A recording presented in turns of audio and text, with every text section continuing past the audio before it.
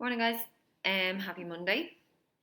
So on Friday we were talking about two circle theorems. Where are they? Here. Well, a theorem and its corollary. So we were saying that if angles stand on the same arc, the one that goes to the center is twice the one that goes all the way to the circumference. Okay, and then no matter which ones you have at the circumference, they're all going to be the same. Okay, so that was what the homework was based on. So this is the homework. So we'll have a look at this now. Okay.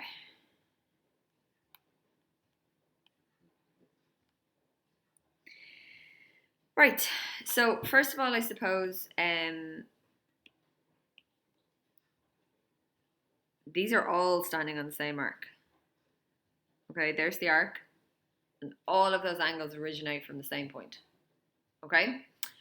So we have one that stops at the center. So we know that that's going to be twice any one that goes to the circumference. So there's one that goes to the circumference here. Yeah. And then there's another one, again, originating at the same point that goes to the circumference over here. And thankfully, we know that one. It's 41. Okay. So because the green one also goes to the circumference, then that's going to match it exactly. It's going to be 41 degrees. And our reason is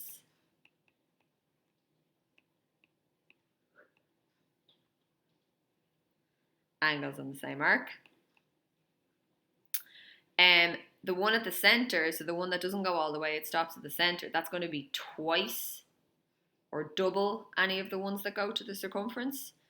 So that means angle B is going to be 2 times 41 degrees, which means it's going to be 82 degrees. And my reason for that is that angle at center is twice angle at circumference.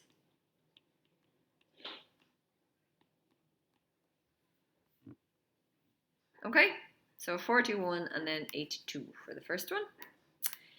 Second one there, again, they all originate at the same point. So there's one, there's the other, there's the arc.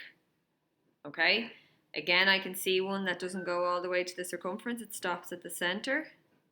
So we know that's going to be double any of the ones that hit the circumference. And here's one that goes all the way to the circumference, originating at the same point, but going to the circumference. And then I have another one here. Okay, so both of these go all the way to circumference, which means they're going to match.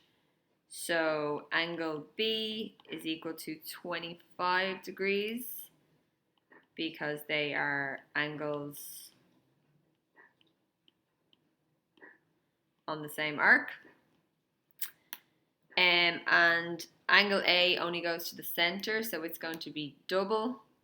So angle A is going to be 2 times 25 degrees, so it's going to be 50 degrees.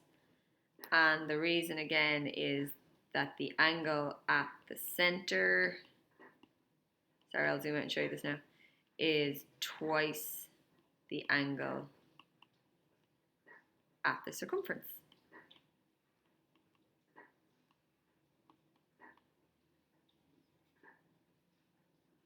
There you go.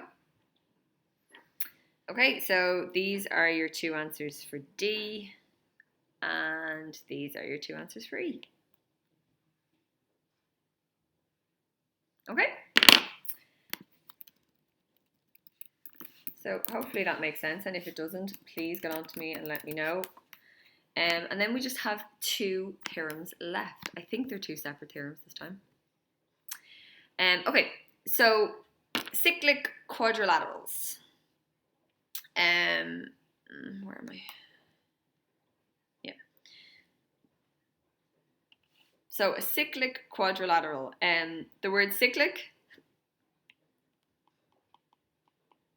refers to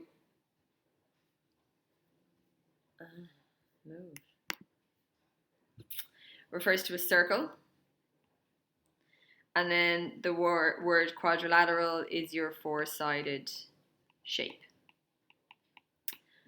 Okay, so a cyclic quadrilateral is when you have a four-sided shape inside a circle so that all four corners or vertices touch the circle. Okay, so there's a picture here.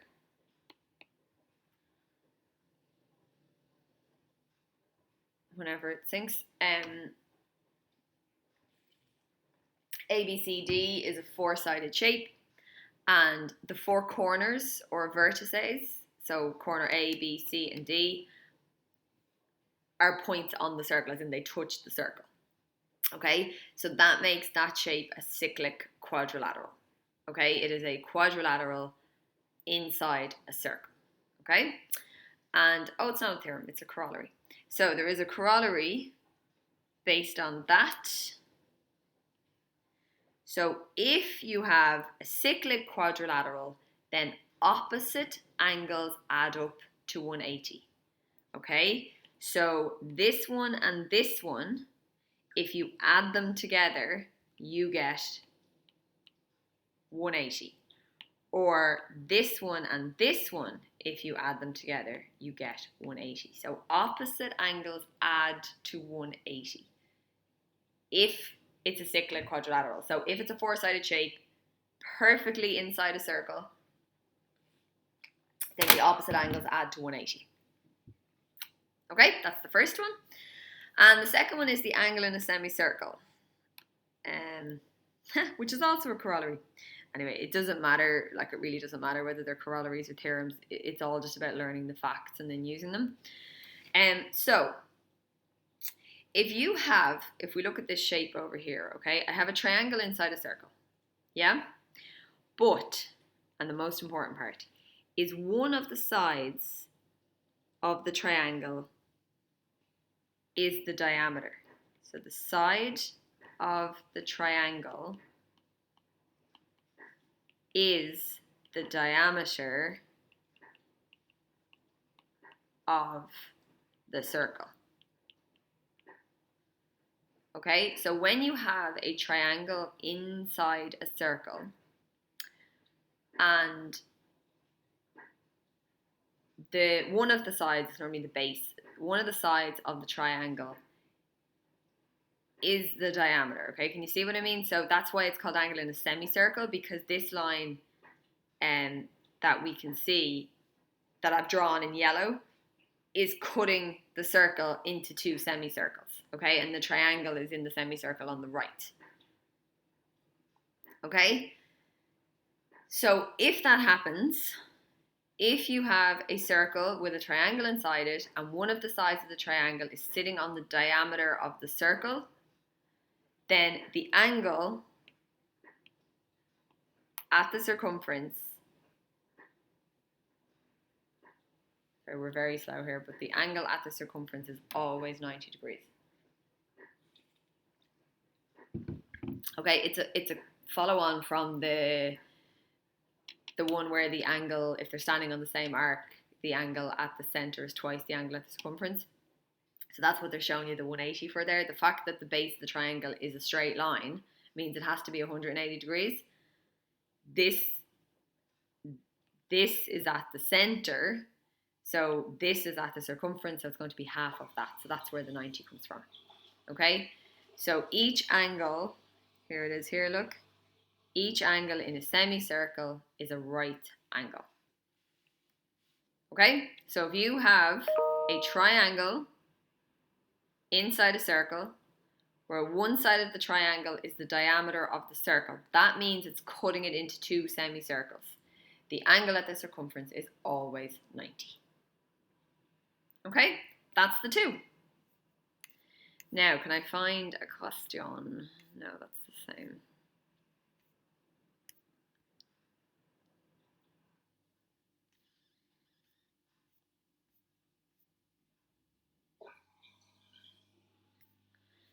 Yeah, like there's a few. Do you know what I'm going to do? I'm just going to give you one or two to try. Okay, so these I am assuming are going to be a mixture of the angles on the arc. So the angle at the center is twice the angle at the circumference. Angles on the same arc are equal. and the two new ones, which is the angle in a semicircle is always 90, and opposite angles in a cyclic quadrilateral add to 180. Okay, so the four theorems that we've learned, the one theorem and three corollaries that we've learned in the last two classes. Okay, so I'm just going to pick these at random, and you can give it a go, and she will chat about it Wednesday, and if you have any issues, hopefully we'll be able to go through them. So 6, yeah. We'll do I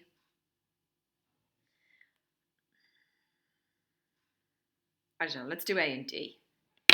Okay, so don't know how hard or easy these are going to be. It's kind of hard to tell until you just give them a go. And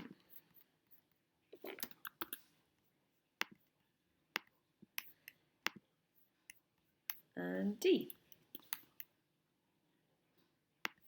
Okay, so try those two. We have a diameter there. There's no kind of obvious examples for some reason for these ones, so we'll give it a go and put a bit of work into these. Make sure you're giving your reasons all the time so that when I'm marking it, I can see if you do make mistakes, where you've made that mistake. And I'll go through it in detail on Wednesday and kind of use this as our example. That actually finishes off that chapter. So ignore the dogs. The other chapter in the book, I think, is just really about theorems, but I'll double check it anyway. Chapter 28. I think it's all just about theorem proofs. So, we don't need to go through all of that in great detail because we've actually done all the theorems. So, hopefully we'll be able to fly through that chapter, and then that will be geometry done, which would be amazing. Yeah, so there's your homework for Wednesday. Let me know if you run into any problems, okay? All right, bye.